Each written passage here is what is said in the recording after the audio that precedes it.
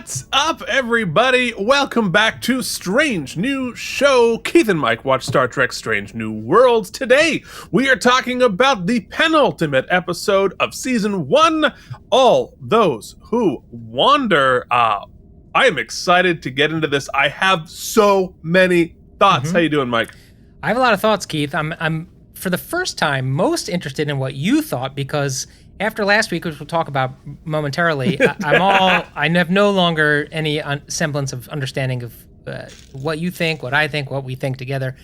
But I do have thoughts. This was also the first week where I broadcast the watch along as an audio drama, like we used to do on David E. Kelley's The Practice.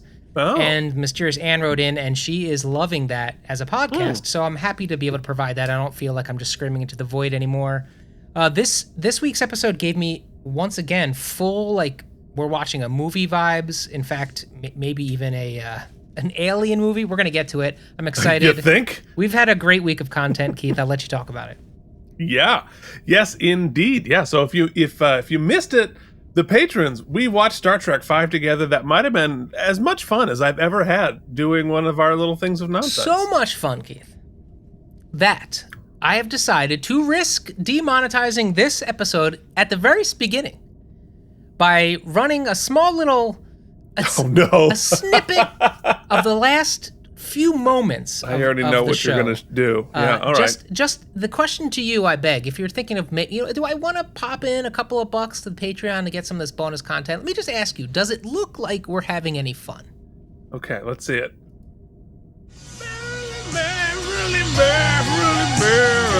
Life is but a dream. Yeah. Row, row. God is we were trying to do row, row your boat with everybody. Well, in the tune of Purple Rain by Prince. Row, row your boat. So stupid. Down on the sand, there is a gleaming rod chasing you. Praise you, Crab God, is the last comment. Prince has sent us a C&D from the great beyond. Wow. So, so you don't want to miss that. Say, we had a good time. Whew. Yeah, no, they're definitely going to come for us. Probably not for copyright, for just like maybe we should General be institutionalized. Yeah. We had a lot of fun. And we also had a lot of fun last week reviewing the Elysian Kingdom. And guess what? You guys watching this had a lot of fun beating the crap out of me for not liking that episode. Well, you deserved it. Which was hilarious. And I 100% expected everyone to come down on my side. And no, I was bitch slapped by the internet, which delighted me to no end. So here are your ratings from last week, including an 80 from the Mysterious Anne. Jason Moe gave it a 76, even though he was disappointed in me, but gave it a 76. It wasn't like a 90. Yeah. Worf's Boot Shivs came in at a 90, but Harry Pothead came in with a 100. Luckily, JD had my back, giving it a 60. But I there's so many good comments and so many good debates and defending the episode, but my favorite comments from Kevin Miles, who said, and I not only did this make me laugh, I actually think I get it now, right, in a way that I didn't before. Kevin Miles says, did Keith have a hernia operation or a lobotomy? This is you can a just little... stop there. I know, it's just like, that's it. This is a little girl's gift to her father. She knows she won't be around much longer. This was her way to say, I love you, Daddy. And I'm like, oh, God, of course. That is heartbreaking, and I sort of get what's happening there. Do I? Well, like that. So she's the one controlling the whole story and the whole journey. This is taking her dad through this whole journey, which at the end, like, did you have fun? She asks. Yeah. And he says, yes. So this is her understanding of what would be fun for him to do as like a little gift, a little adventure to send him on. Oh, that is cute. Like a Father's Day, like as if a 7-year-old was DMing a D&D for her dad on Father's Day. 100%. Wait for it. I completely agree. But like a refrigerator stick figure, it's heartwarming and beautiful. It still sucks. Yeah, that's like if Keith had a child. Thank God he doesn't. And they DM'd a campaign for him for Father's Day, and then Keith would be like, "Oh my God, thanks so much for doing that. I appreciate the effort, but the story itself sucked, honey. Go back to the drawing board." Yeah. Yeah, I have notes. No, I'm kidding. I actually that really does make it make a lot more sense to me. So thank you all for weighing in. Your average was an 81.2, which I'm pretty sure I can say Mike won that one. He gave it a 72 to my 57. I would say that the general stats show that we skew Keith on the winning. So I'll take this one. Usually, yeah. I mean, I thought I was going to win this one hands down, and I did not. And I think everybody's like defense of it made a great deal of sense. So I'm here for the ride, and it was fun. I really enjoyed arguing about it. All right, so and I'm already regretting my stick figure joke. Whatever. I don't mean it to be serious. It's just a mean thing to say. All right. So let's talk about All Those Who Wander. This aired on June 30th, 2022, which, as usual, will be tomorrow, a year ago tomorrow. In the year 2000! Yes. Our top song, I can't wait, is Jimmy Cooks by Drake featuring 21 Savage. Mike, let's take a listen. You want pancakes? You want eggs? You want breakfast? You want sausage? Well, Jimmy cooks. Well, Jimmy cooks. Jimmy, order up! Okay, I'm no longer ashamed of myself. Thanks, Mike. I mean, 100%, right? That's clearly what the song was. Sure. Makes sense to me. Sounds delicious. I just had breakfast. It was pretty great. The top movie, Mike, was Minions: The Rise of Gru, which took in $107 million. If any of our people out there watch K&M Geekly ever, and you've caught any of the episodes with my brother, some people get Keith. Do people tell you what celebrity you look like ever? What's one celebrity you've gotten once? Oh, about 80 pounds ago, I got Hugh Grant. Okay, yeah, that's not bad. Because of the hair. I got Oscar Isaac once. Like 90s Hugh Grant. Yeah, Hugh Grant. I got Oscar Isaac once, and I said, "I'll take it. Let's keep 100%. it." 100%. Yeah. My brother only gets Gru.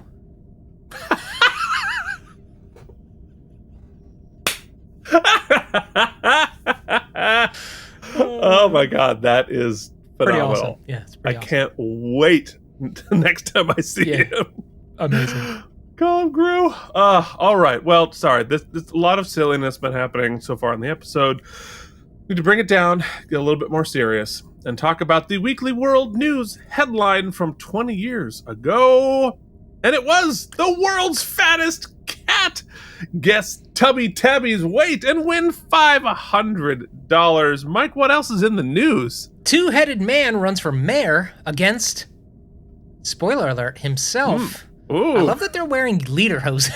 That is the better part of that. Utterly unrelated to anything. Because I bet they did the graphic from like 10 years ago and they just copy-pasted it. J-Lo's face on the new $1 coin, which is interesting because is that before they like told Sacagawea to kick it?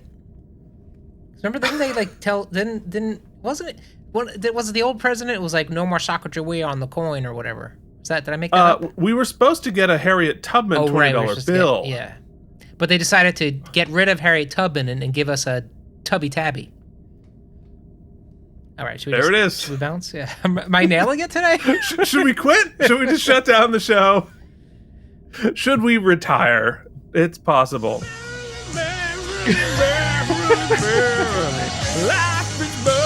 Yeah, okay. Do we get the strike for Purple Rain or Row, Row, Row Your Boat? That's what I want to know. Yeah. I went that sent me down a Prince rabbit hole, and I went back and watched the Super Bowl, which is the greatest. Sure. If you have, if you haven't watched it in the past decade, go watch the Prince Super Bowl from, I think it was 99. It's so good. And it's I in the could just pouring go down rain. a Purple Rain rabbit hole. Yeah, they're always 13 the minutes. uncut video the first time he played Just it. an absolute superstar. God. And then he went out in that Super Bowl performance and decided to not play any of his hits except for 2 numbers were hits. Then he did a Foo Fighters song. He did Jimi Hendrix. He did Tina Turner. He doesn't give a care. crap. Oh, Doesn't give a crap. Prince. Never did. All right, you know who did give a Low crap? key too. I mean, Prince is great. Great singer, great performer, great songwriter, but often he's not heralded enough for. I think he's probably the greatest guitar player who ever lived. I really believe that. I don't think that's low key or unheralded. I think pretty much everyone agrees with that. He's never listed. He's not generally listed in that conversation. You usually get Hendrix, you get Jimmy Page, you get Chuck Berry. You don't hear Prince's name in that echelon, but I think he's better than all of I've them. always heard that. Yeah. Okay. Well, great. All right, I'm glad we agree. there you go.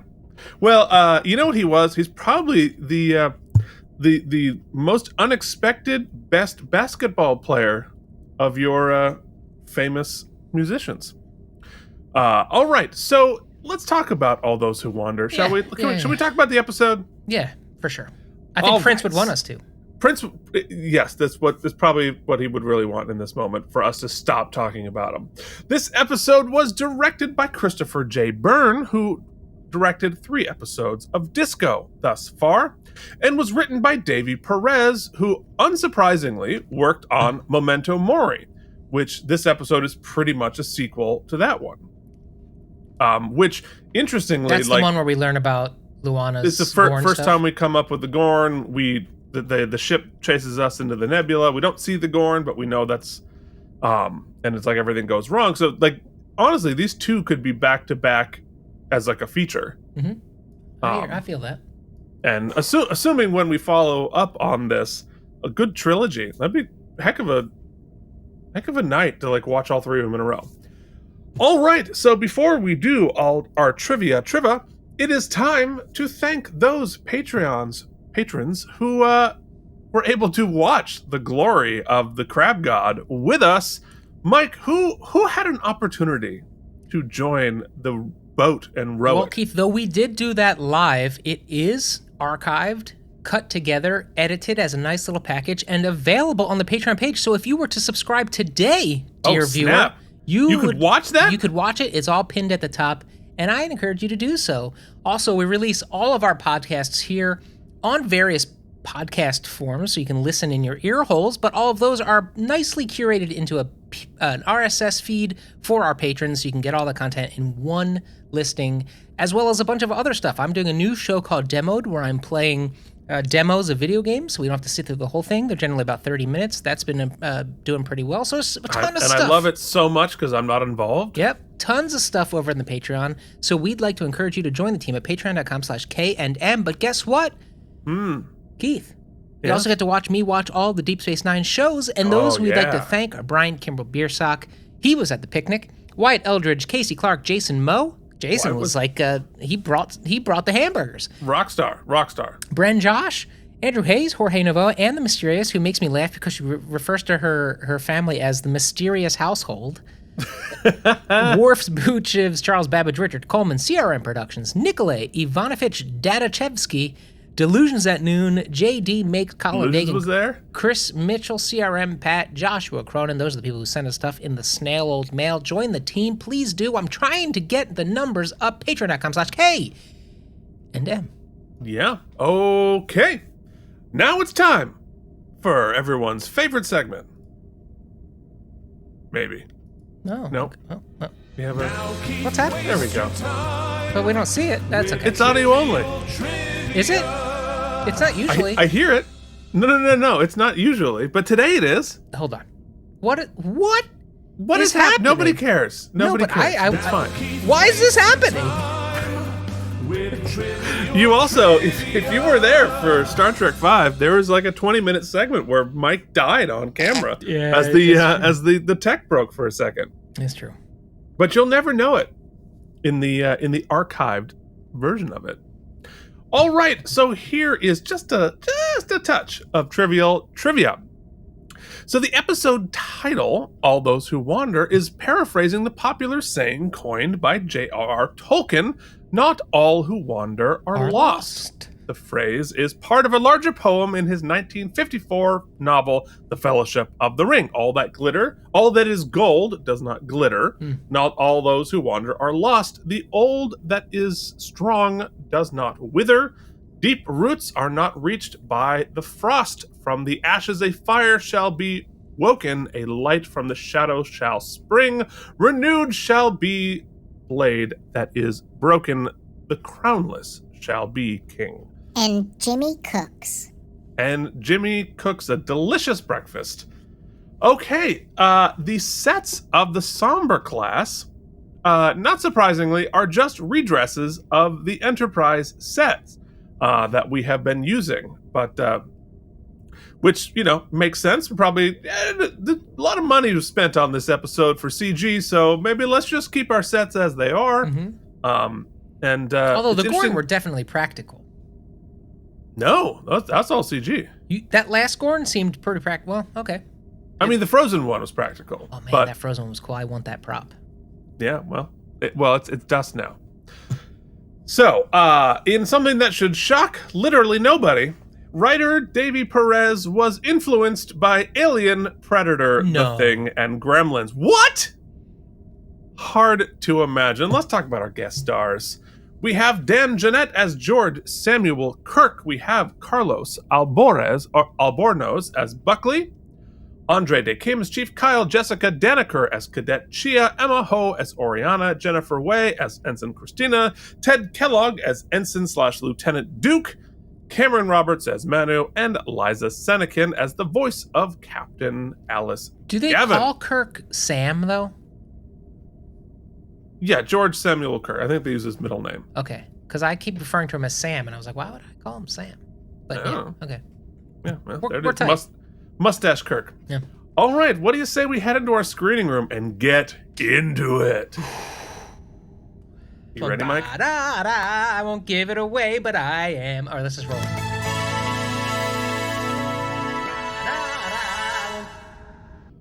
Okay, so in our teaser. Keith, hold on first. I will Yes? mention we set a record this week. Oh no, how many shots? 297 screenshots. 200. So I've got to just start clicking.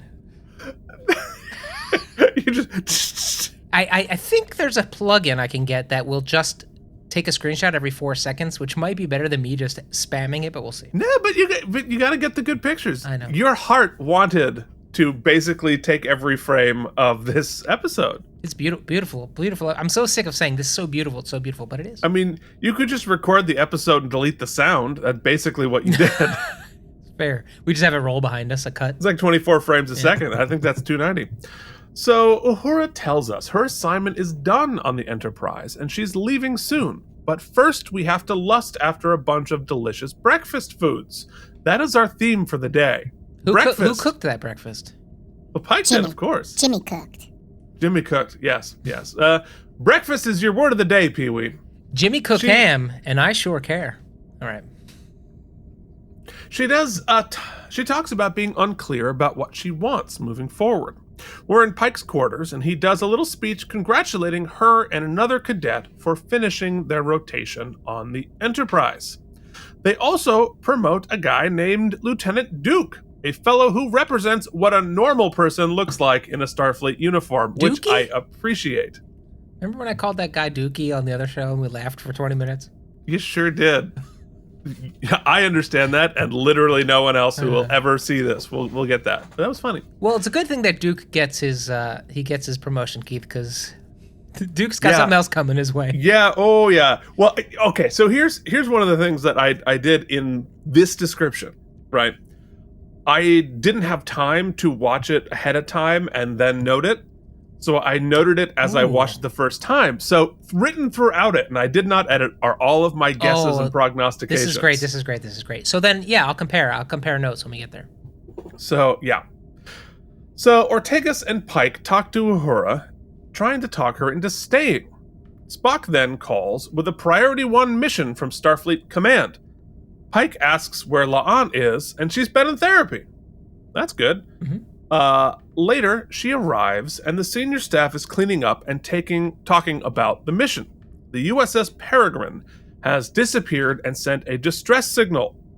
It was making probably a crash landing on a Class L planet.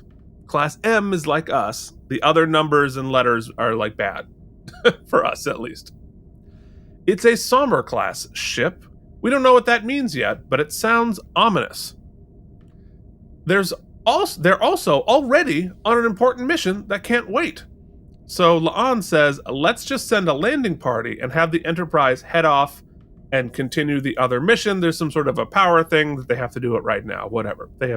If they don't arrive within a half hour, the pizza's free. So Pike says, hey, this giant starship did a crash landing in an emergency and sent out a distress signal, but has lost communication. Let's bring the cadets. Let's bring the whole team. Let's bring the most inexperienced people out there, because, what the hell? Hold on. You know what? There was one day, Keith, when my driving instructor was teaching me to drive, and one day he was like, you know what? We're going on the highway. It's not quite the same thing. It's not quite so obviously wildly dangerous and unexpected. Sometimes you gotta merge. Although, to be fair, in driver's ed for me, and it's two parts of this, one of which I'm sure most driver's ed did, and that we go up on the top of a hill. It's it's Vermont, so it's very hilly, and on a dirt back road, and he reaches over and turns off the ignition, and he says, "All right, stop the car." And so then you have to figure out how to stop the car when the car is off. And then he did the same thing. It says you cannot use your regular brakes. Stop the car, which was kind of cool because you're able to use engine compression and then use your emergency brake how to stop the car. And then the other thing he did was Vermont ice snow. So we go in the back of the school and there's this big ice patch, and so he's like, all right, let's practice skidding. So we drove down the ice patch and figure out how to slam Tokyo on the brakes drifted? and skid. And Sweet. Yeah, All right. it was fun. That's cool. So there you go. So they head down in a couple of shuttles, and the planet is dark and snowy. Hold on. Oh, Let me get my no. favorite screenshot of this whole bit. I don't know why I took so much of breakfast. I really like breakfast. I mean, that's the word of the day. Everybody gets. That's a quarter. great one. Put that That's a on the great one. poster. Huh? And then there it is. I Yeah. just love the dad telling you, pointing with the spatula is always a good one. Yeah, but you also want to kiss him a little bit. I mean, a little bit. How about a lot of it? All right, so they head By down the way, a couple of. sorry, we should have talked about this at the top. I'm sorry. I'm so sorry. Is this the Never only gonna Star get Trek through show this. now? Is it just this and Disco? And Lower Decks. Oh, okay. That didn't get the chop. No. We should no. talk So about all there that are on still Toys three this week. concurrent Star Trek shows happening right now, which has never happened before. So. Okay. But yeah, we're all a little salty about Prodigy being canceled and deleted. All right, so they, for the third time, they head down on a couple of shuttles, and the planet is dark and snowy, and they come across the crashed ship. Oh, It looks just like the Enterprise, and that looks just like a painting. So good. So cool. Really, really cool to look at. I mean, it isn't photorealistic. It's a little stylized, but it looks pretty cool. But intentionally, I think. Yeah, in some way. They have to walk on foot towards the crashed ship because of a storm, and the planet looks very much like the planet on Alien. Hemmer is thrilled because it's cold and windy like Andoria. Did you know Andoria is an ice planet? I didn't know that, and I also didn't catch the foreshadow, though I should have, but I didn't catch it. Yeah, this is like home. Well, I mean, it's kind of a big swing we're about to get that's to. True. But so good. They tease it right here. They set the breadcrumb, and it's it's so good. Okay. Kirk is also there with the normal-bodied guy and Chapel. Have we talked about Chapel? Have we talked about our feelings with Chapel? I know I've discussed my feelings between her and Spock. Have I talked about my personal feelings? Well, I've already admitted that I'm 100% crushing on Chapel. Okay, yeah, I think I might be now too. Okay, well, tough luck. I called dibs in the fictional character in 300 years. Could someone please spec me out the double date of Keith and Chapel and Mike and Keiko? Where do we go? What are we eating? Wow, this is how I'm going to launch myself back into the single world. How many Roctachinos deep are we? God. All right. It's gotta be one of those episodes, Keith. The normal-bodied guy is there, and Normo definitely feels like a red shirt here. Then La'an finds a bloody corpse on the rocks, and that is how we head into our teaser, or out of our teaser. In Act 1, our heroes break into the crashed ship. We reinforce and show how damned cold it is on the planet. They walk through the dark corridors and find more blood. They discover that the survivors shifted all power to engineering and pulled power from the warp core. They possibly made their last stand there. La'an comes in and says, I found 20 bodies, including the captain, most of them frozen and some of them eaten. Jesus. That's not going well. Chapel and Kirk walk outside, and the other cadet has found even more blood and body parts strewn about. Is this other new cadet gonna bite it too? ? On the ship, they listen to the captain's log. She tells the story of them rescuing 3 people from a planet. But one of them had Gorn eggs implanted in her. Sounds very alien-y. She says she they're wishes... not possibly going to have one pop out of somebody. Though. No, we're not going to, replicate shot for shot. Yeah. William Hurt. You know what's funny is I can never think of that scene. That's not the scene my brain goes to. My brain goes to Spaceballs. Spaceballs! Where he pops out and does the putting on the Ritz dance. Amazing. Yes. I mean, no. So I'm going to say this at this point in the press. I am an Aliens series absolute diehard. Mm-hmm.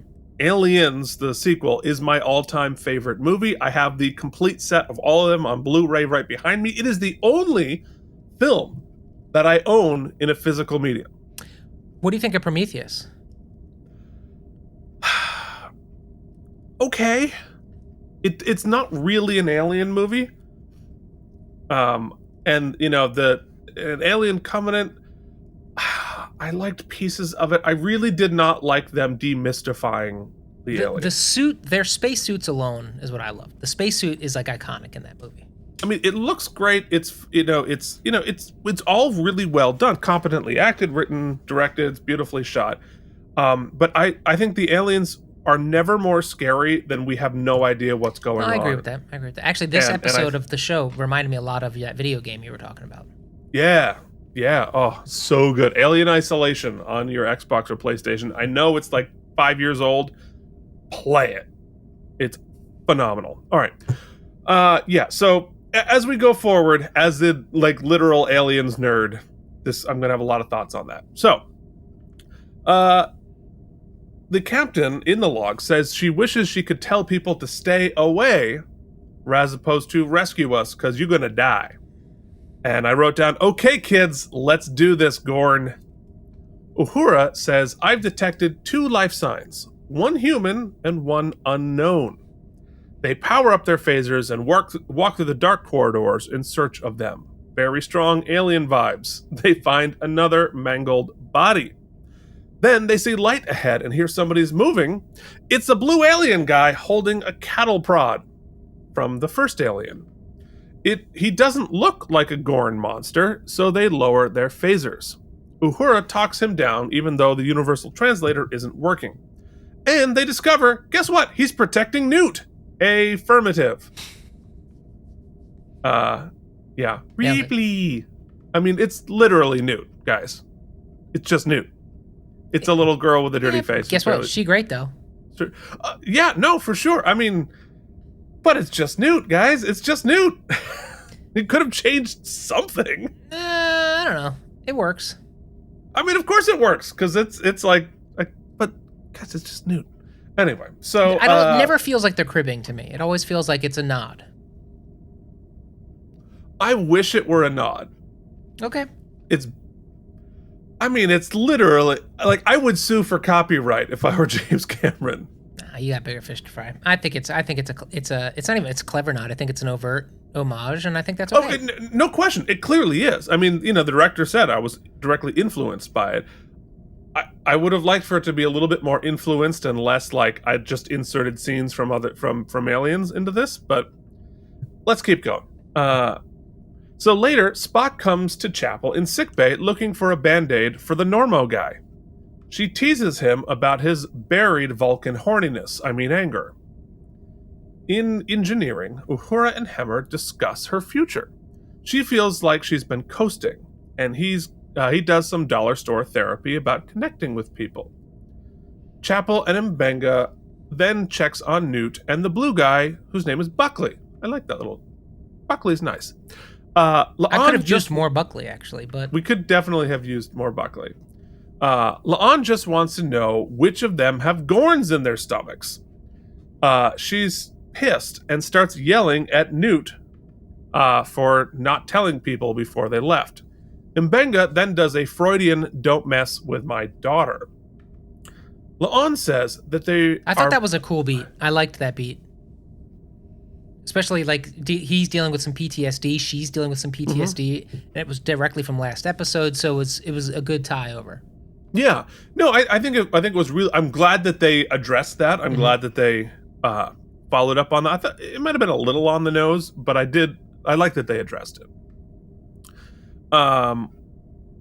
So La'an says that there are probably only Gorn babies around, but we should not take them lightly. Which is well reasoned, as there's 100 corpses around. Maybe don't take them lightly.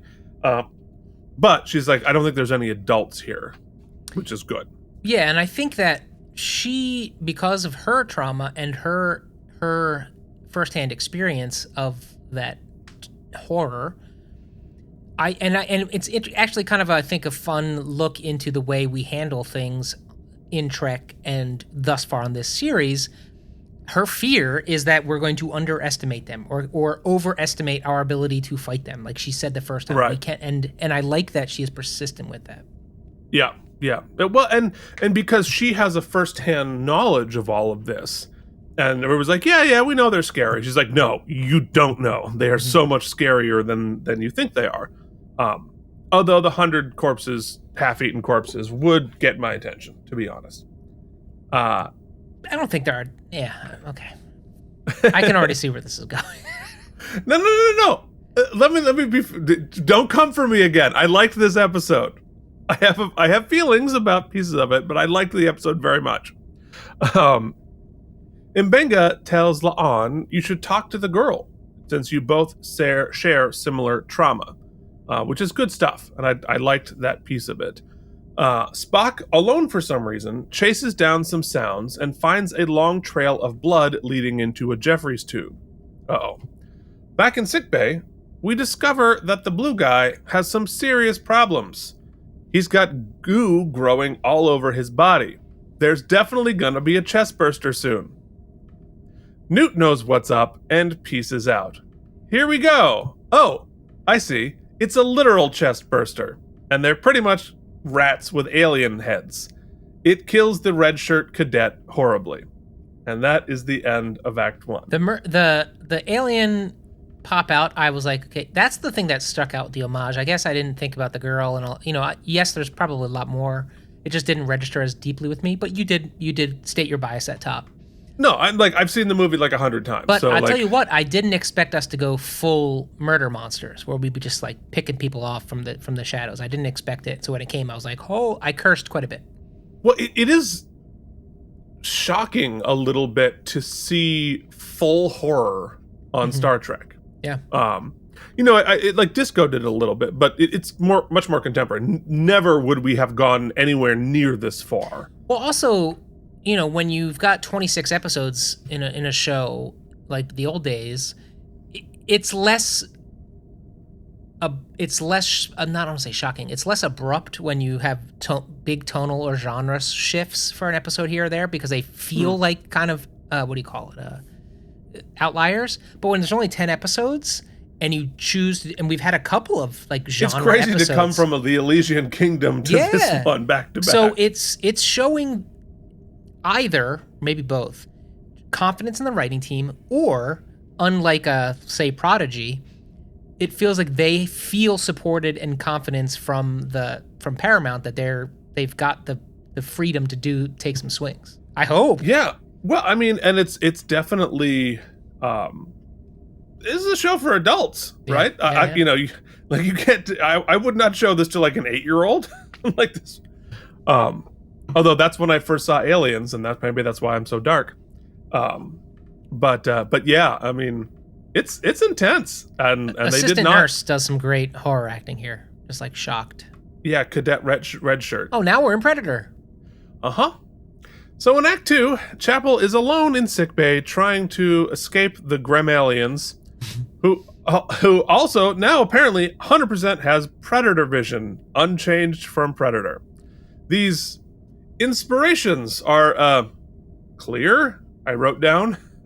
She smartly turns on a force field in sickbay. Like that beat. With the rest of the crew, they treat later career Elvis. When he's been eaten, then he's eaten by the baby corn. I object. Can we just call him Duke? Look at the pompadour. Come on. That's low blow. You know he's like singing in Hawaii at this point. Man, I can't wait till Keith, 45 minutes from now, texts me and he's like, hey, could you take that bit out? And I say, hell no, it stays. You're going to wear that one.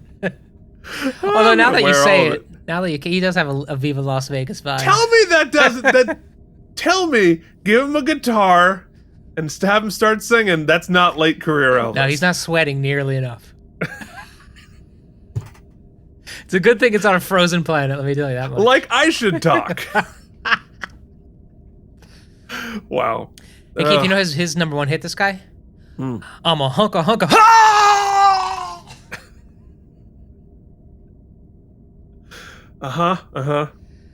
Nailed it. Whew. All right. He's eaten by a baby Gorn, then is pulled into the darkness screaming. But what pulled him, the little ones don't look big enough. Scary. Spock doesn't look thrilled. In sickbay, Chapel Is this tries him recognizing that he's like a little nervous? Is that what it is? He's got human scares? Or I think it's anger. Oh, okay. But yeah, something like that. In sickbay, Chapel tries to find Newt, who naturally has disappeared. Then La'an comes in to investigate. I mean, they did a really good job building the suspense here, because I felt the feeling of relief when La'an showed up. Mm-hmm. So, like, I was there empathizing with where Chapel was feeling. So, another thing that I thought was really cool in this next beat when they find the girl is the portrayal from this little actress here, and the writing does a really great job of highlighting how much someone this young, also, i.e. Noonien Singh, had to grow up, learn, adapt, and become like murder monster savvy because of the situation they're in. So this girl seems like 2 steps ahead. We're all trying to rescue her, but she seems to kind of know more than us.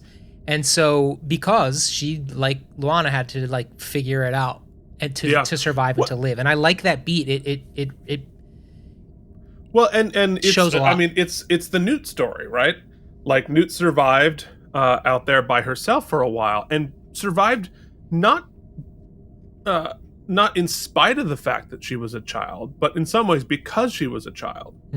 And so she was smaller and could like sneak around, but like her survival instincts were uncomplicated.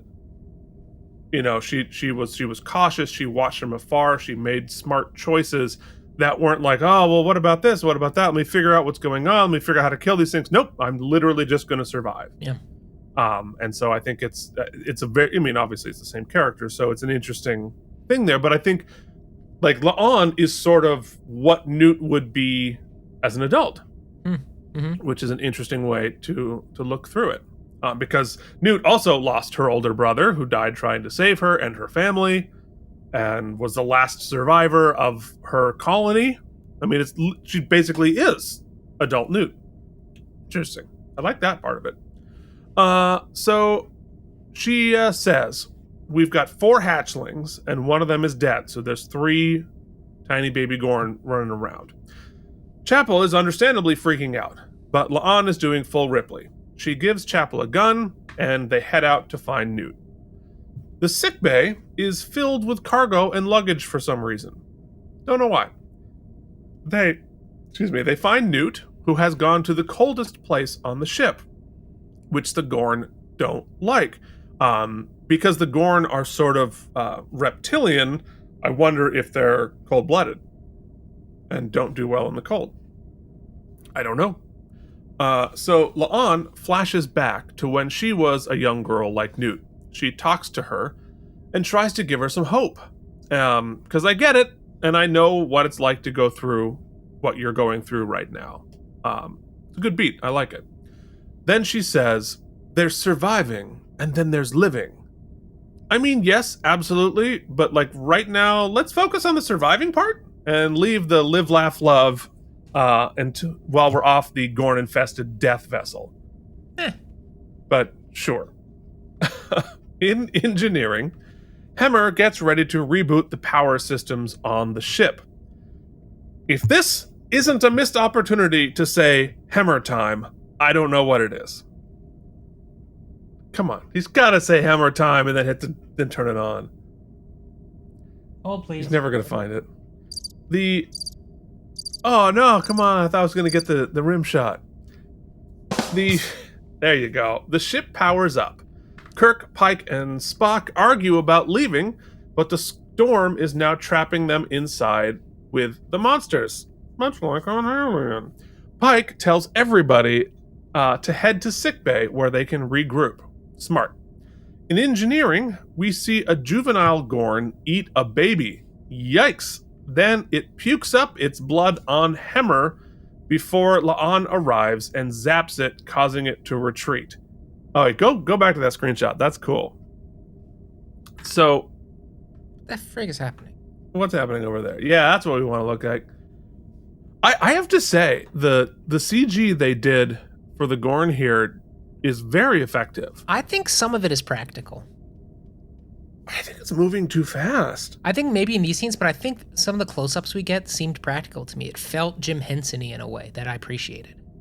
Yeah, I mean, if it was, the integration was really, really well done. I mean, CG has advanced a great deal, but that looks cinematic. That looks every bit as good on, in a film.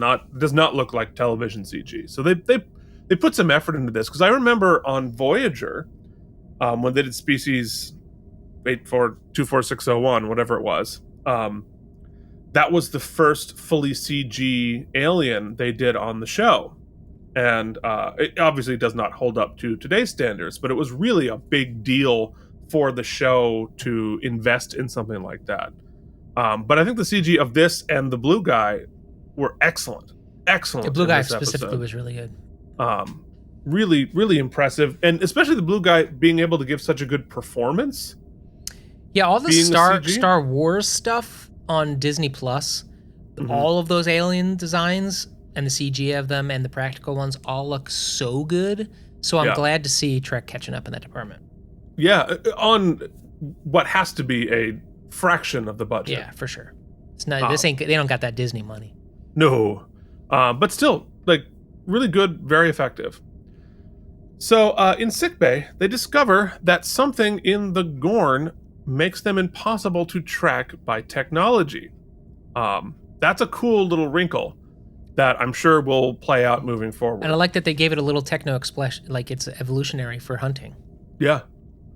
Hemmer enters and complains about having been gooed, and he can't use his telepathy to track the Gorn either.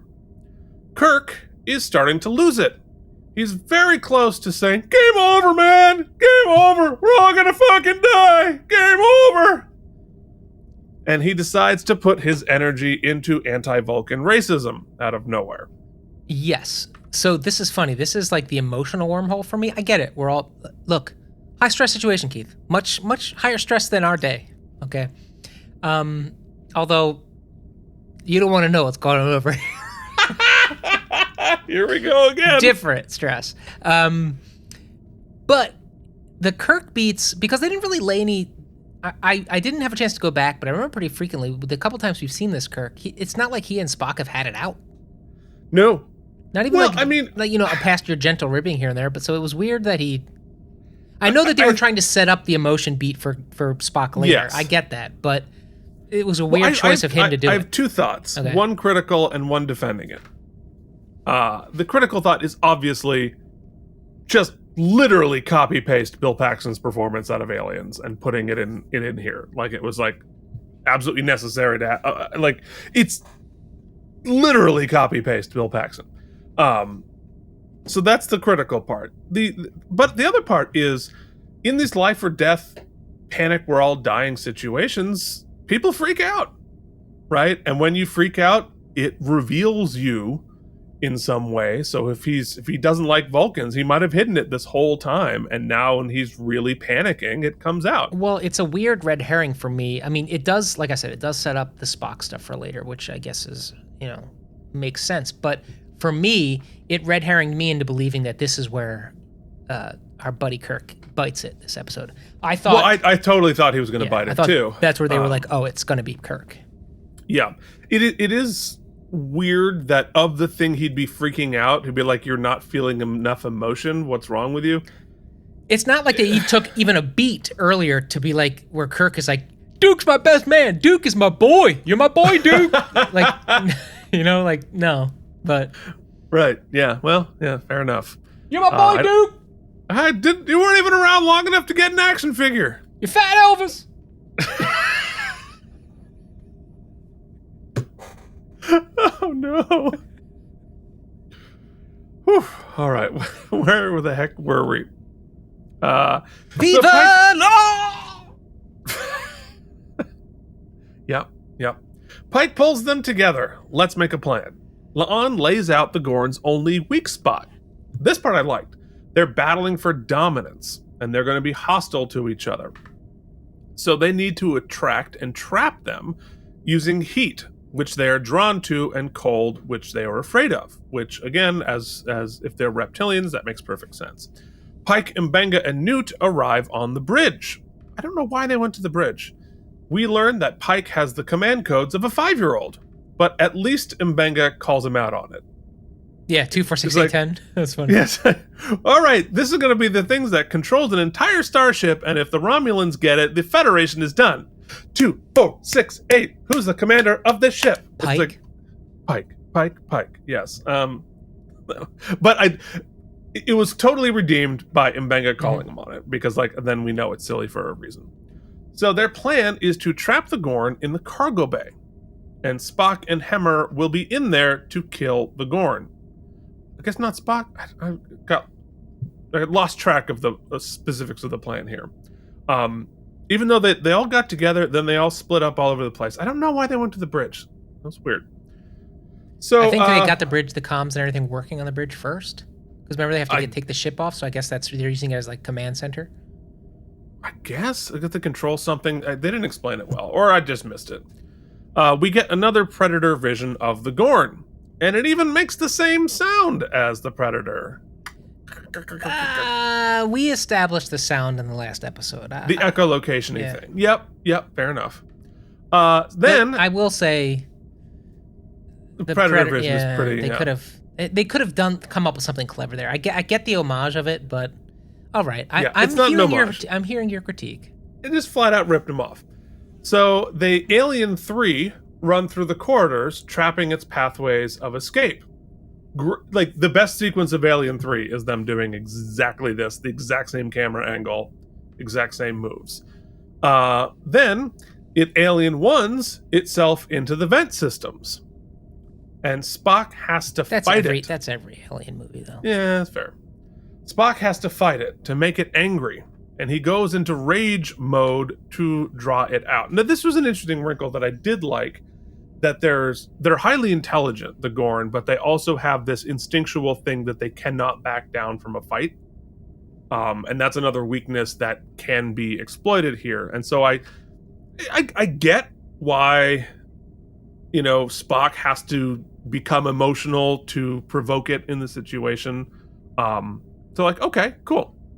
Now there's 2 Gorn attracted by the other one, but Spock, Kirk, This is and Kirk. Keith, guys. This is Keith during the stem bolt section. Aliens! You ripped off my favorite movie. But Spock and Kirk trap them together. We hear them fighting, and La'an says when they're done fighting, there will only be one, the Alpha. So that's cool and handy for them. La'an and Ripley now take the lead. We see her being tracked by the Predator. She throws her phaser down and says, "Fight me!" Yeah, everybody does rage mode. Everyone's beast mode in this. It feels like a bit of a repeated beat, but I get you're trying to like get it to move through the ship to where you are. Well, I think it works. For her, it works more to me. Like, I still don't understand why we're focusing so. Maybe it will all become Why it clear. needed to Why be we need Spock. to. Why Spock's emotions and him fighting the. I guess we'll get that. Maybe I think that's more of a setup for something coming next week. Is my guess. We're track laying. This for sure. feels like both Hemmer and most specifically Luana here. It's not. Is it Luana? Am I saying that right? La'an. What? Who's Luana? Oh, yeah. That's You're a different. thinking Luana Troy, right? Luoxana. Okay, so Luana is not a person. That's just a person you made up in your head. Okay. She's hanging out with Fat Elvis. This is La'an? La'an. Okay. Man, I've been saying that wrong for a long time, and you have yet to correct me. I'm not listening to you. Yeah, it's fair. Keith's just waiting for his next turn to talk. This is I think we're closing her emotional arc, her trauma arc this episode, I think. Or at least this chapter of it. This chapter of it, yes.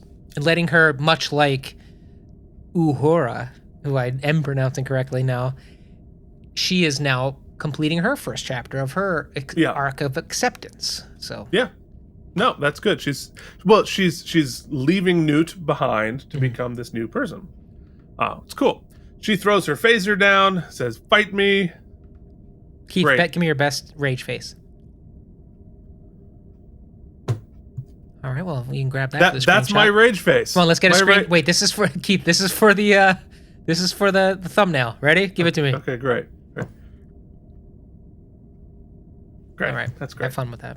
No, it's never going to use it. All right, so it works, and it comes out to chase her into the cargo bay, where she and Hemmer try and hide in cargo pods. As it tries to break in, they hit the Gorn with freezy spray.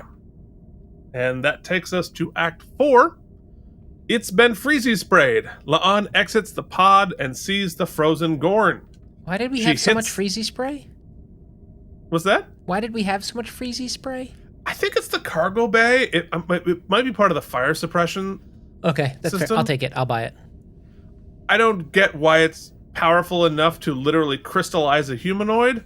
And did let's just assume that they took that cargo pod and correctly positioned it under the freezy spray? It wasn't just randomly there? Well, and I bet they like changed the nozzle to make it. That's why Spock was there. Spock was there to set the trap. Yeah. I mean, they set up, and Hemmer was there to help set it up. And like, God knows they need coolant for stuff. So like, I like that it didn't just stop getting freezy sprayed. It fought and almost cracked through it. That was a great moment of tension, I thought. Yeah, for sure. Those little suckers are feisty. Yeah, they are. It's like when Keith had to kill that mole and it didn't want to die. Oh God. Oh, speaking of trauma, I'm gonna go hide under my desk. She hits the Gorn and it shatters. The plan worked. This is the prop I want. Well, they broke it. No, I'm sure they had a couple. Yeah, probably. Yeah, no, that's super cool. But something is wrong with Hemmer. Oh, well, when they did that classic horror beat of everybody celebrating. They're like, oh, well, that's that. We got him. That's when I was like, no, there's another one. But what I didn't put together was that the other one was one of us. It was inside the whole time. And, oh shit, Hemmer is full of eggs. Also, this screenshot was when I was like, Kirk dead. Kirk is dead. Dead. It's terrifying. That's like terrifying. Cable Guy. Yeah. No, it's that movie Smile. Where she said. Oh, yeah. No, that's the mustache is not a good thing. Anyway, Hemmer is full of eggs. Damn. The goo isn't just venom, it's how they reproduce. Hemmer says it's too late to save him. And then I wrote down, shit, we're gonna Tasha Hemmer? It's what I said was, I guess they market tested this character, and much like Keith and I's response, we were like, he looks cool, but I mean, I liked Hammer, but yeah, past tense, I'm baby. He got market tested right out the death squad. But he's the most visually interesting. He's such an interesting character. I'm bummed. I'm bummed about this. Well, that there was more to mine there. I'll Especially say this one now. Of the very few like non-human. Yeah, we can talk about that at the end. Within the context of the episode, I thought this was what I thought was cool, and we'll see if they stick with it. This is what Mike was thinking at the time. Look, I haven't emotionally connected with Hemmer. I think he was cool. I think it was an interesting premise they got. You're saying you don't like blind people? No, he's got this telepathic. There's more they could have done with him, but for whatever reason, they decided they were going to do away with the character. But I haven't.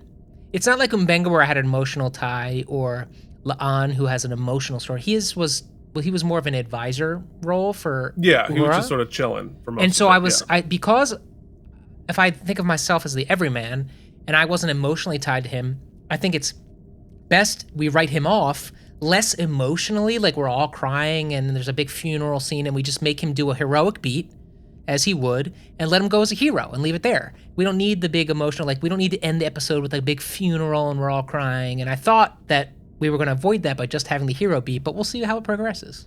Oh, I actually like that. All right, good. All right. Oh, Keith and I, guys, did you love when Keith and I disagreed about everything? Well, this show seems to bring it out. Everything once again. This was cool. Leaves This was a cool Uhura with one last piece of advice. Open yourself to others and you will find more joy than sadness. And when in doubt, do a sexy hula dance. What? What are you referencing? Doesn't she hula dance in Star Trek V? Oh, the fan dance. If you need a fan. distraction, do the fan dance. Yeah. Yes. Okay, good. But I wrote down that she's really good in this scene. Yes. Hammer, and it makes sense now that we've spent all that time with them doing stuff in the past episodes. It justifies that they have a connection. Hemmer walks into the cold as heroic music plays. The cold is familiar to him, like Andoria. Awesome. Then he falls from the back of the ship. It is visually so kick-ass. This is a cool shot where they show from, it's not just different angles of him outside. It's like a security angle. Really cool. We see his face. He got a really cool send-off and a fucking killer jacket. If I could die in a movie, this is a phenomenal way to do it. I hope somebody made his season 1 Stranger in the World action figure. I mean, because Playmates is never releasing another action figure. Apparently. Oh, come on, get to the shot, get to the money shot. There's so many good shots. There it is. In the God Ray. In the God Ray. Into the frozen. It's such a good shot. Right out the little poop hole. Stunning. The ship pooped him out, but what an amazing shot that is. Love it.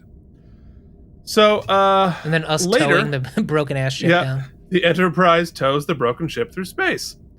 Ortegas gives a eulogy for the fallen, because we didn't just lose Hemmer, we lost Eyebrows and Fat Elvis. Everyone we celebrated at the top of the episode, we killed them all. I know. Well, we were going to. They were all red-shirted. Also, it looks like this shot of Hemmer was like a pre-production. Right. Because that's not the character design. That's not the character design at all. Doesn't smile. That's not his hair. That is really weird. That was from the press packet. 100% from the press packet. And it looks like they shot those all at JCPenney's. Yeah, against that backdrop. All 3 of them. Yeah. They went to JCPenney's, took their headshots. Keith, if you could give me one visual of a facial that explains our opinions of those screenshots, there you have it. Okay. She's like, this is a cool episode. I'm glad I was in it. Yeah. So, anyway. Ortegas gives the eulogy for the fallen. I didn't see her before. Yeah, Newt made it. But she's not going to make it to the. They're going to kill her off screen before we get to the third part of the trilogy. Oh yeah. She calls, or in the eulogy, she calls Hemmer a blue meanie, which I doubt is a reference to the wrestler, but I desperately wish that it were. I kind of want to Photoshop his head on top of Blue Meanie now. Spock. Although Blue is Meanie, I guess, looks more like Duke than anybody else. Duke. Fat Elvis. Oh, yes. There it is. You're saying Duke. Like, nobody knows what that is. Duke is the character's name. No, it's not. Isn't it? His name was Duke. I hope so. Otherwise, I've just been saying it for no reason. Oh, it is Duke. Yeah, okay. Oh, shit. Okay, all right. You just called him Fat Elvis. Actually, for those of you who don't know the wrestling, Blue Meanie is if the character Duke was wearing Hemmer's shirt. That's Blue Meanie. Yes, it's basically me every morning getting Wearing out a of bed tiny t-shirt. with blue hair. Yeah, exactly. If I put on your t-shirt, I'd be the Blue Meanie. Wow. Okay. So Spock's mad. Spock is struggling with his emotions, and Chapel clocks it. Uhura finishes the second half of the eulogy and mentions that his purpose, Hemmer's, was to fix what is broken, and we forget about the other two who died. Chapel chases Spock down and sees him punch a wall. Then he grabs her wrist. She asks, "What's going on?" He says, "I can't control my rage and pain." She hugs him. They Are gonna blocked this kiss? scene. Yeah, I was like, because we already took a big swing. We killed off some cast members. I thought to myself, I was like, because I don't know a lot of the lore, but I was like, are they gonna bang right here in the hallway? Because that would be like a hot scene, and I'd be into it, and I would worry about the ramifications of the lore later. Oh, I would buy that DVD. Because we need to Let me be very clear. I would be lying if I said, and Keith, you can go back and watch my watch along. I said, remember 2 episodes ago when I was like, I don't like this. Keith was like, yeah, it's all right. And I was like, no, he's got to pring, blah, blah. I have changed my tune. Well, I honestly think it's her performance, because she does the eyes, lips on her face, which is always the precursor to a kiss, folks. Well, if she or he looks at you in the eyes, then down to your lips, then back to your eyes, you kiss that person. Well, also, they set this up perfectly because, you know, like burned once, burned twice, and you always think, well, I mean, at some point, if you're friend zoned, you need to stop trying. But in this scene, they perfectly capture that. No, you're saying there's a chance. You're saying there's a chance. And then, we're definitely saying there's a chance. That is look at that look. Yeah, and then ready? Boop. He just like about faces and walks away, and she's like, Oh, but this ain't over. That This tells me is it not. ain't. No. No. Wow. No, Mike, stop trying to kiss Spock. Stop trying to kiss Chapel. No, I already called dibs. No. Yeah, but I'm bad closer, Mike. Keith. Actually, you got a good sight line there. To watch you. You have a wife. Go to hell. Not in this fictional world. She's my boss here. She's the chancellor here. I can't Okay. punch that up. At least Chapel is on staff. No, I guess no. No, yeah, okay. We Anyway, got a whole Roger Ailes situation. let's. happening here. Yes, of course. Like Chancellor Jen is the Roger Ailes in this situation. Wow. Okay. So later, La'an says, "I have a lead on Newt's family. It's vague and out of Federation space, but she asked for permission to take a leave of absence to try to find them." Keith, I hope your murder shack looks like this. I want you to live in this. That is not a murder shack. I mean, he had to murder somebody to get it. You will have to. I mean, I would live in that place instantly. Pike says, "No, stop trying to kiss Pike." Mike, do you need a cold shower after this episode? Oh, but we match. You have to kiss me. Do we match? One of these things is not like the other. Stop trying to kiss Pike. All right.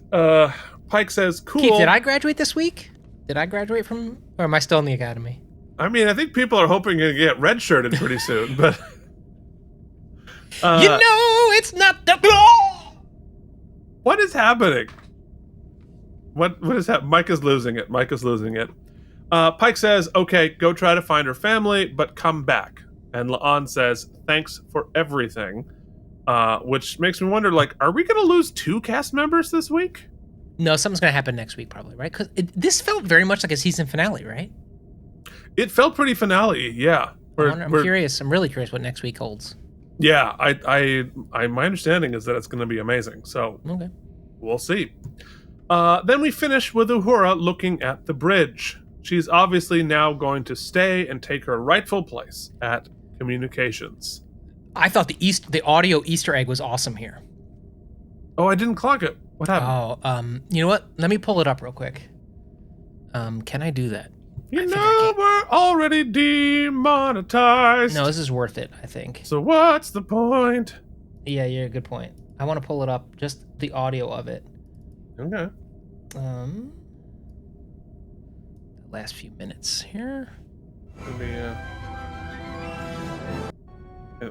That's post credits. Captain? No. Later. This is it.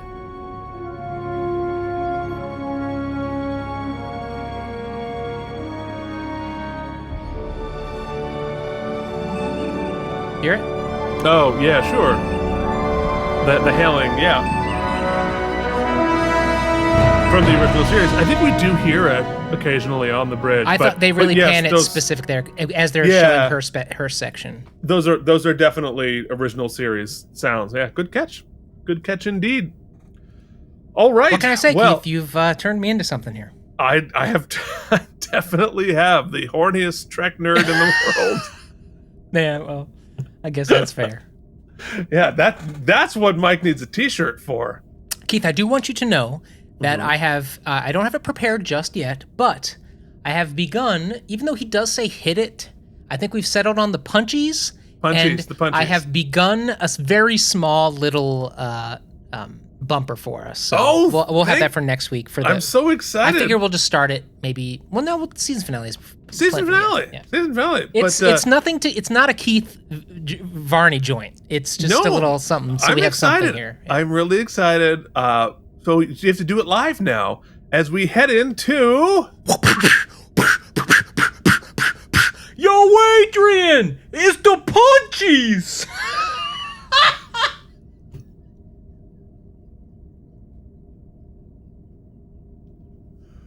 Mike has officially lost it this episode. Oh, I don't actually. I might now have to change my idea to put Rocky saying, "Yo, Adrian, it's the Punchies." Because your Rocky is as good an impression as my Chewbacca. Yeah, it's the Punchies.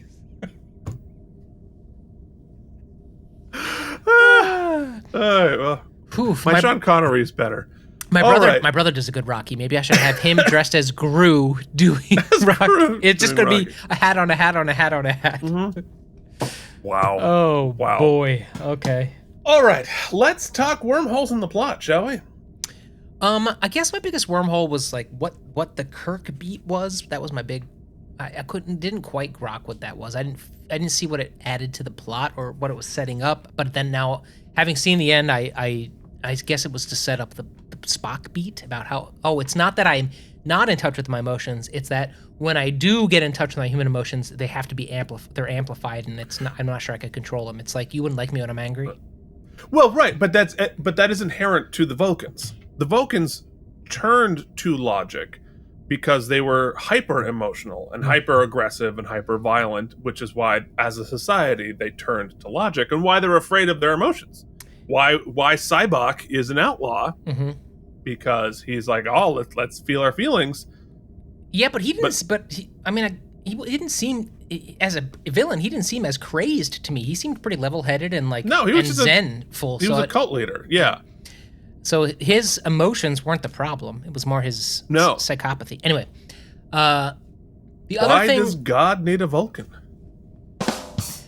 The other thing I was gonna say, you would think they could come up with a plan that doesn't involve literally endangering every human being. Like our plan to capture the Gorn, there's no mechanical trap involved. It's basically everyone's bait, and just have him chase everyone down a different hallway, and then we'll freeze him.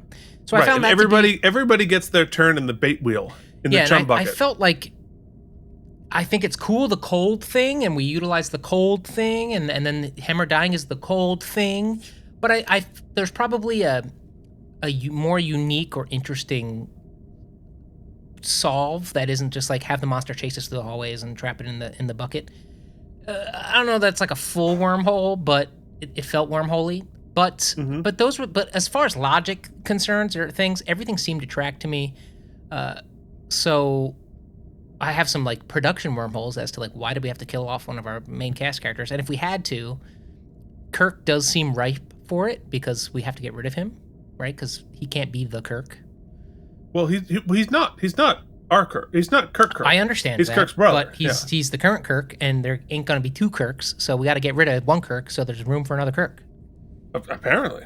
Anyway, but I don't have much plot wise outside of that. Yeah, I mean, no, I think, I mean, yes, I mean, I'll talk about my feelings about the writing on it later, but plot wise, I really only have two questions. One, how did Newt and the Blue Meanie, the Blue Nicey, survive as long as they did? Right? Because we're to believe that this has been like a couple of weeks have gone by, or at least like a week has gone by since the Gorn came out and ate everybody. How does a little girl and this like random blue dude survive on the ship when everybody else, all the Starfleet trained officers, got wiped out? Well, I think generally that is a sound wormhole. What I took as their sort of answer for that was that because when they found them, they came out trepidatiously. I think they had been hiding in the refrigerator room the whole time. That was sort of where they were camping out because she went there so quickly when she was afraid when he started hatching. And I think he was sort of the brute. He was the tank in this operation. So he probably faced them a couple times, and that's why he got gooed so much. Well, and maybe the gestation period in Blue Meanie's body or his biology was a little longer than. Well, and that it is, yes, actually.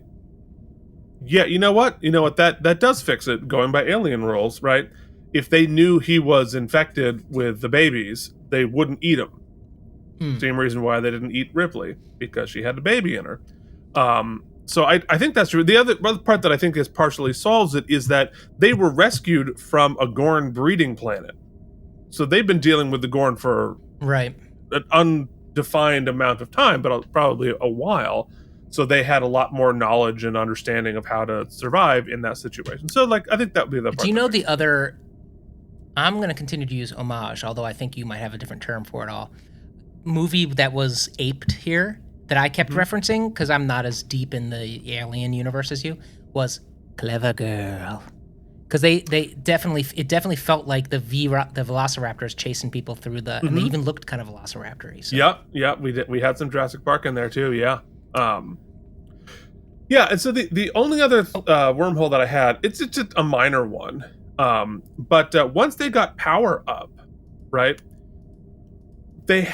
we saw in sickbay, they do have the ability to do force fields. Right. Why aren't we using force fields all through the ship? I understand, like, on by the time next gen happens, we can put force fields every 15 feet, right? Probably they didn't have emitters built throughout the ship, but I feel like that could have been addressed somehow, like why we're not using these. Yeah, or like, how about we all hide somewhere and then we just like blast the tubes with that freezer spray? Blast the ship, yeah. If it is part of the air conditioning, well, I don't know. I don't think they have enough coolant to do the entire ship. Ship's big, but anyway. So, let's talk about our best moment. I thought there's a lot of awesome moments here. I thought it was pretty sound. The script was pretty sound. I thought the beats all kind of made sense, and the pacing was pretty good. I feel like it spun its wheels a little bit at the end. I really feel like the heroic ending cut to Uhura's kind of end beat would have done it. I felt like we spun our wheels a little bit with the funeral and all that stuff, but I get it. It was a send-off. But my favorite moment was kind of from the moment he finds out he's the next to go through his death. Yeah. I thought the way they handled that was really well. It wasn't big tearful goodbye for him. He was very logical and he knew what he had to do. Although, shouldn't he have known? right? Like, shouldn't he have known that he? I don't think he can. I don't think he has precognitive Yeah, that's true. abilities. Well, whatever. He also said the goo. They could block him. So, regardless, I thought that was really good. I thought his performance there was perfectly heroically understated, whilst Uhura's well calibrated. was very emotional but still restrained. It was a good juxtaposition, and that's my favorite moment. Yeah, it is for me too. And I'll just like point out, it's obvious I really loved it, but like that really distant shot of him being pooped out of the ship, just looked incredibly heroic, and really cool to see the scale of the ship. It felt epic. It felt super epic. Yeah, and I think what you said this episode is something this show has done very well thus far. It's found a way to live between photo real and CG heavy, and found us. It's finding its hyper stylized magical realism kind of where to live, and I felt like that shot captured that. Yeah. All right, let's hand out some stem bolts, shall we? You get some stem bolts. Hell yeah! They are self-sealing. Here are some stem bolts for you. All right. So listen, everybody, I think it's no surprise. I really enjoyed last week. I thought it did genre very well. I thought it didn't take itself too seriously. I liked that. This episode felt very genre as well. It felt like a horror genre. Now, Keith is going to argue that it cribbed a little too much, and maybe by too much he means entirely. And if I'm being frank, he's convinced me that is probably true. That it probably tips the scales into, okay, we get it, it's a little heavy-handed. However, upon first watch, it did not strike me as bothersome. Now, artistically, does that void its artistic nature a little bit? Yeah, probably. I'm going to let Keith argue that. But as I said, in first blush, it didn't bother me. But it does sound like, and I don't want to get ahead of ourselves, that Keith, this episode actually is a good analogy for your, I think, general criticism of season 1, is that you are searching for a little more originality.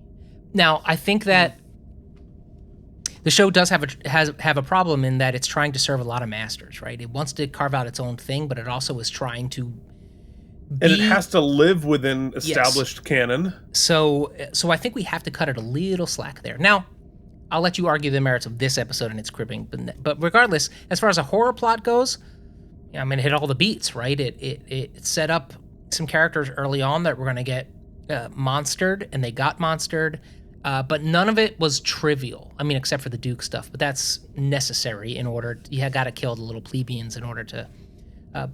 You got to kill the red shirts. Dude, I'll tell you what. Had you never showed me the Gorn action figure, and thus we played the first couple scenes of the Gorn in the original series, you never would convince me that it was a goofy inside joke that this was based on, basically, or a goofy sight gag. Because these are good baddies. They are bloodthirsty. They've made them very animalistic, but it's all hunting stuff. It's cool. They kind of took a little bit of the Tosk universe storyline, and if like the Tosk were like man-eating, we're the hunters. Pretty cool. I think it's such cool monsters. Very scary. Emotionally, I thought we got great arc for Uhura. I'm glad that we've kind of settled that.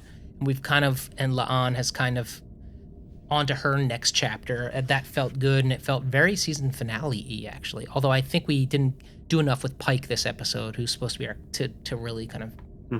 And I'm not sure where we left Spock emotionally and what that journey is exactly, but the Spock Chapel stuff took another step for me and got me on board that storyline, because there's some cool forget the dramatic nature of it. The actual pure sexual tension that they've got developing. Oh my goodness!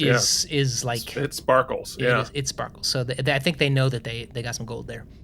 I really enjoyed it. I thought it was an incredible ride. I still think this show doesn't need to be 50 minutes. It feels like it would live happily in the 42-minute zone. It still feels it always like they're spinning the wheels a little bit at the end for me. That all said, I really, really loved it. Keith, what did I rank last week? Last week you gave it a 72. Oh yeah, I let you talk me down. I'm very high on this episode. I really liked it, and I'm gonna counterbalance whatever you're about to spit, whatever Gorn's spew you're about to spit. You're all gonna be pregnant. I'm going 89 SSBs. Yeah, okay. I think I'm gonna surprise you. Okay. Because I take it 91. I really loved it. 91 SSB. Okay. So I'm torn. I'm really torn on this episode because You're torn on the Gorn?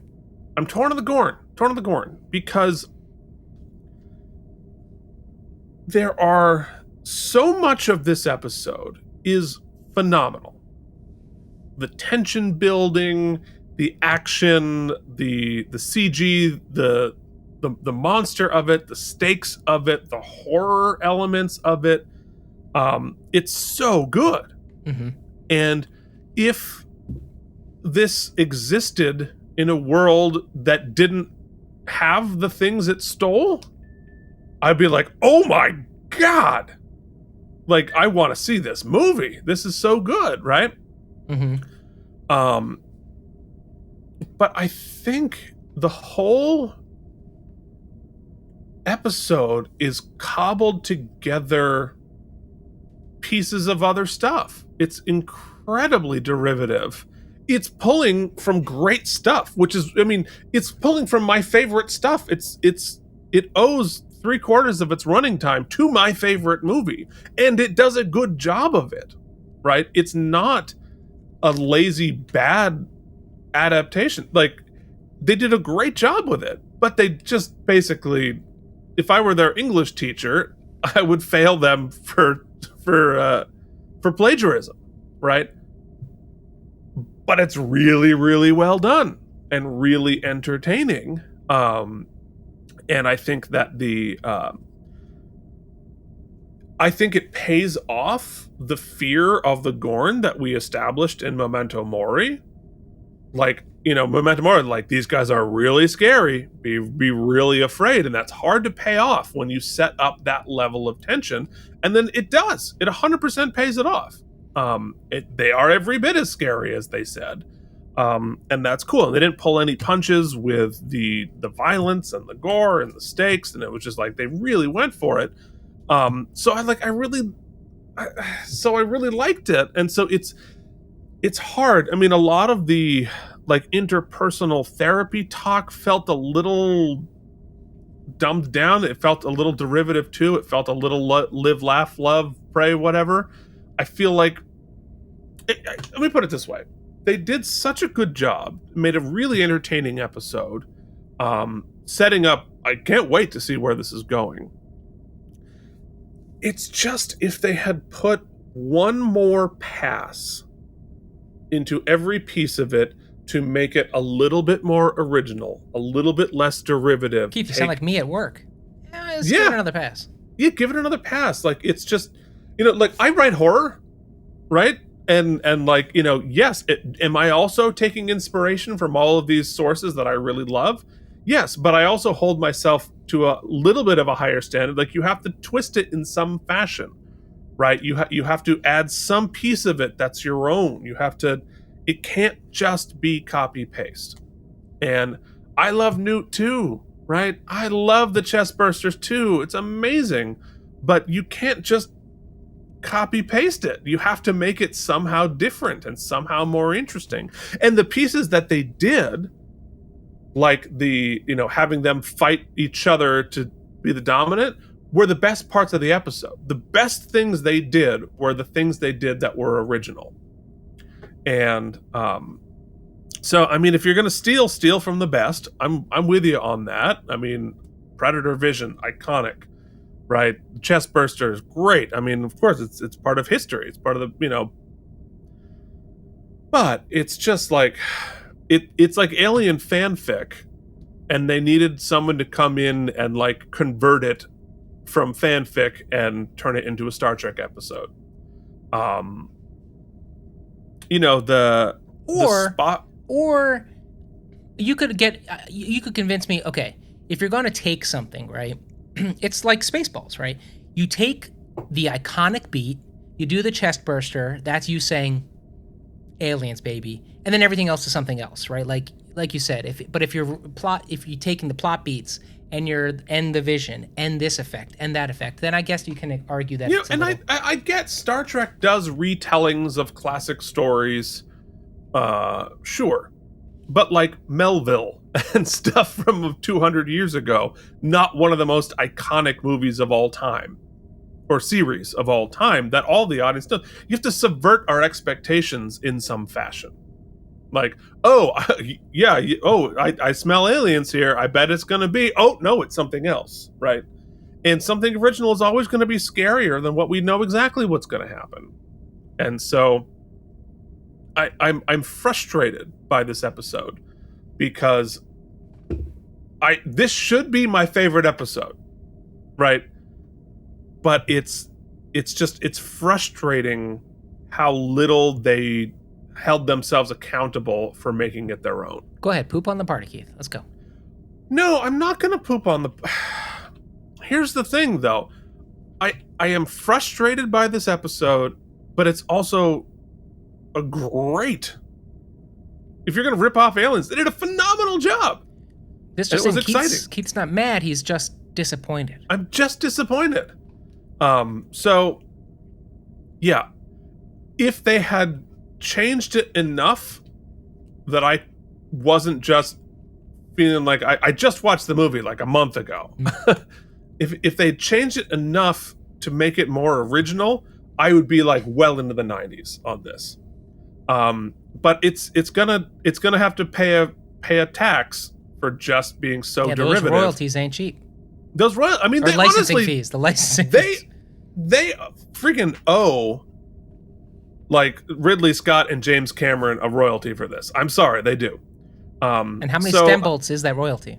That stem bolt. So the royalty, frustratingly, I wish I could give it 2 ratings, but I'm gonna sort of split the difference, and I'm gonna give it 81 self-sealing stem bolts because. So if I'm baseline, then they lost 10 SBs.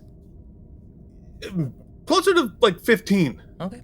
Because I really liked this episode, except for that. So, I think we should talk about the hammer of it all. Yeah. Right. So, I'd love to do more about the behind the scenes of this because I'm sure it's all on the internet, so we could Google that. Because they talk about, because I said that they Tasha'd Hemmer, right? So, everybody watching this, of course, knows season 1 of Next Generation. Denise Crosby wanted to leave, so they killed off Tasha Yar, late in season 1 of Star Trek. And it was very shocking and very whatever. But that was her choice to leave the show. Why, what happened with Hemmer? Did they want to show the stakes of how scary these people are? Had they planned to kill him all along? I don't know. I'm really curious what the thought process was there. I don't mind killing off a major character. And to be perfectly honest, I'd heard that he died before I watched the episode. I knew he was going to die before the end of the season. I didn't know it was going to be this one. So here's an interesting tidbit. Yeah. Of course, it's hidden behind a veil of I had to Google why did Hemmer die? No spoilers. No spoilers. Which is a thing you can do in Bing now in the AI, which will really? Apparently it's a thing they're trying. Anyway, so and I'm scanning here because obviously we're doing a live show, but interestingly, they said that there's no tension between Horak and the cast. There was nothing. There was none of that like kind of drama. There was no and that. In fact, we love him so much we intend to bring him back as a cast member in season 2 in a new unidentified character. Oh, interesting. Okay. So, I mean, my biggest question was it something personal? And since it wasn't that, then I bet you it had something to do with testing. They knew they wanted to kill somebody, and they probably tested which characters are expendable and what do people think of them. It has to be, right? That's the way things get done these days. I mean, yeah. I mean, I guess by this point they would have had some feedback. Someone will write in. Someone will know. Yeah, I don't know. So, yeah. I mean, I got to see how it all plans. How it all plays out. I know, spoiler alert, who's going to replace him. Oh, I do know. Yeah. It's amazing, and I love it. But it is also interesting. So, yeah. So that's All Those Who Wander.